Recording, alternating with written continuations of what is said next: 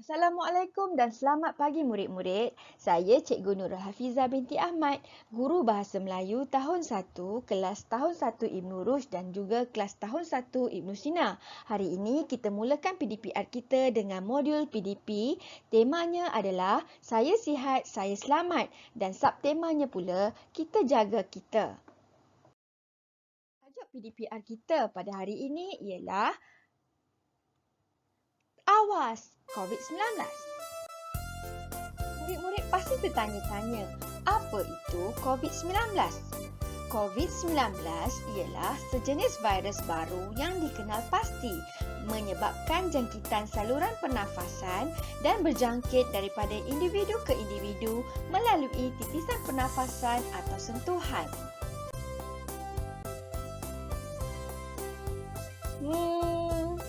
Apa tanda-tanda atau gejala COVID-19? Dengar cikgu terangkan.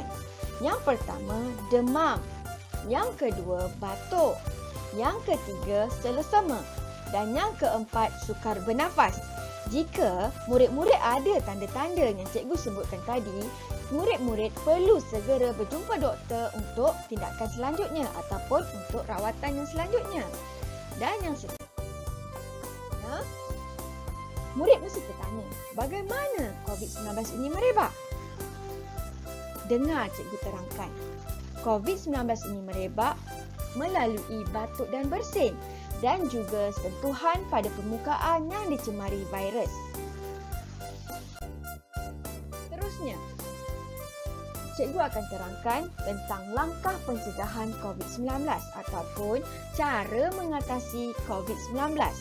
Yang pertama, murid-murid perlu kerap mencuci tangan dengan air dan sabun dan juga perlu sanitasi tangan. Yang kedua, murid-murid perlu memakai pelutup muka atau dalam bahasa Inggerisnya kita panggil face mask. Yang ketiga, perlu jaga jarak sosial ataupun penjarakan sosial sekurang-kurangnya 1 meter dengan rakan. Dan yang keempat, murid-murid harus kekal berada di rumah. Mari kita lihat dan tonton video yang cikgu sediakan ini. Selamat menonton semua. Keluarga Makcik Kiah dan COVID-19. Ini Ayub, Rosnah, Makcik Kiah, Gayah dan Siti. Situasinya begini. Ayub merupakan menantu Makcik Kiah yang baru pulang dari luar negara atas urusan kerja. Semasa tiba di lapangan terbang, Ayub telah diarahkan oleh pegawai kesihatan untuk terus kuarantin diri di rumah selama 14 hari sebagai langkah pencegahan COVID-19. Ayub mengabaikan arahan tersebut. Setibanya di rumah, Ayub memeluk anak dan isterinya, Rosnah. Selepas 2 hari, Ayub mula mengalami batuk. Ayub, kes indeks. Rosnah, jangkitan generasi pertama. Rosnah kemudian menjumpa ibunya, Makcik Kiah, untuk memberikan barangan yang dibeli oleh Ayub dari luar negara. Mereka berinteraksi dengan rapat, bersalaman dan bersentuhan. Makcik Kiah, jangkitan generasi kedua.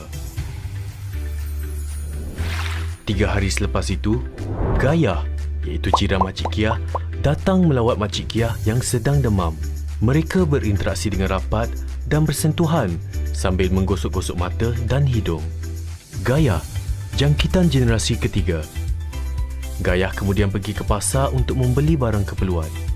Semasa di pasar, Gayah telah berjumpa dengan kawan baiknya, Siti. Mereka berinteraksi dengan rapat dan bersalaman. Siti merupakan seorang pengidap diabetes. Siti, jangkitan generasi keempat. Maka dalam situasi ini, keluarga Makcik Kiah tanpa sedar telah menjangkitkan COVID-19 kepada 4 generasi jangkitan, iaitu Ayub, Rosnah, Makcik Kiah, Gayah dan juga Siti.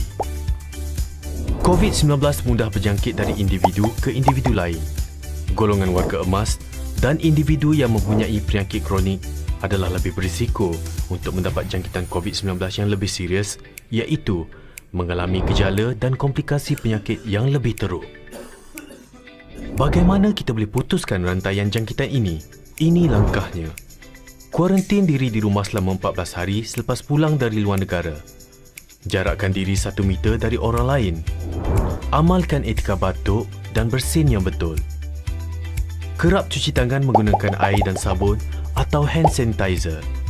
Disinfeksi permukaan yang kerap disentuh dan akhir sekali, pakai penutup mulut dan hidung jika bergejala. Bersama-sama, kita boleh putuskan rantaian jangkitan COVID-19.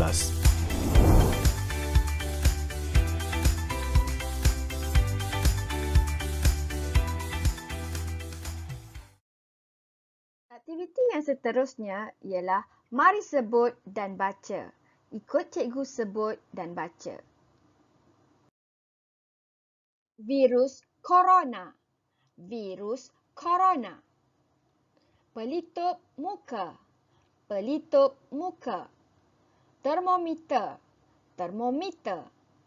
Penjarakan sosial. Penjarakan sosial. Basuh tangan. Basuh tangan. Baiklah murid-murid, sekian sahaja aktiviti kita pada hari ini. Jumpa lagi dan terima kasih.